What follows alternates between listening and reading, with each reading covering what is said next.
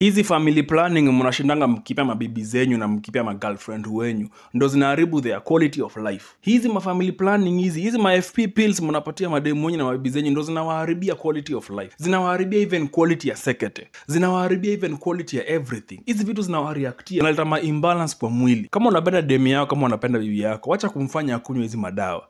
Hizi madawa zinaharibikia hawa wasichana. Zinaharibikia hawa wanawake. Unashangaa kwa nini for the last 10 years bibi yako hana hamu kwa kitanda. Unashangaa kwa nini for the last 5 years demu yako hana shughuli na wewe when it comes to mambo ya bed. Because now ulimdungisha mavitu za 10 years. Unapeje demu yako family planning ya miaka 10. Unampea ya miaka 10. Unadungisha mtoto wa wenyewe madawa ya 10 years kwa mwili. For what reason? Ati una family plan. What are you talking about? Do you know hizi vitu vinaletanga hormonal imbalance kwa mwili ya mwanamke? Unapata demu yako siku hizi anakaanga tu kama zuzu. Hana real emotions, hana kabisa. When it comes mambo ya bed ni ndo unamforce.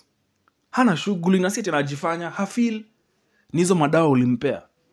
Stop giving your women hizi ma FP. Hizi ma family planning hizi mnakuanga nazo zinawaharibikia and they are not good for their bodies and they are not good for your relationship hata wewe. Nimekuwa hapa kuanzia na nilianza 2019 niliwafunza mambo ya withdraw. Mujifunze ku-withdraw wanaume. Mujifunze ku-withdraw.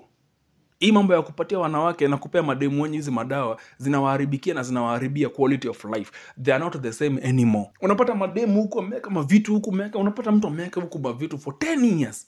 Ati family planning yangu ni ya 10 ama family planning yangu ni ya 5 years. What sort of nonsense is that? Family planning ni mbili. Withdraw ama utumie CD. Kama utaki hizo mambo ya ku-withdraw ama kutumia CD, wachana na msichana wa wenyewe. Mwache kupitisha these women this type of a life. Hakuna life ngumu kama ya mwanamke kwa hii country yetu yenye tunaishi saa hii.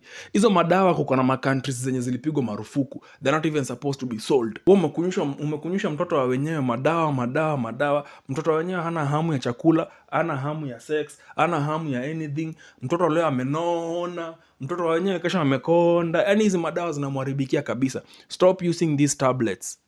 Wacha kutumia hizi madawa, zinaharibu quality ya relationship ya wasichana wenyu. Na mimi nimechoka sasa kuexplain hizi vitu. Kama umekuwa follower wangu for all those years 2019, I really talked about this issue in depth. Nikawaambia hizi ma FP plan si mzuri. Kama wewe ni mwanaume, panga vile uta withdraw. Na unisikize vizuri, nitakuja kupiga mtu kofi mimi hapa hivi. Pay attention when I speak, mimi sirika yenu. Na nikiongea vitu kama hizi, ndio wale watu wa religion wanakuja hapa, unajua Steve, Biblia inasema kumwaga nje ni dhambi. Mimi wasisomi hiyo kitabu mnaitanga Biblia. Biblia kwangu hiyo ni storybook. Nasikia I don't care about nini imeandikwa hapo ndani. That is not the word of God. It has never been the word of God. That's a man-made book. Iliprintiwa mahali books zingine zimeprintiwa. So hizo stories zako za Biblia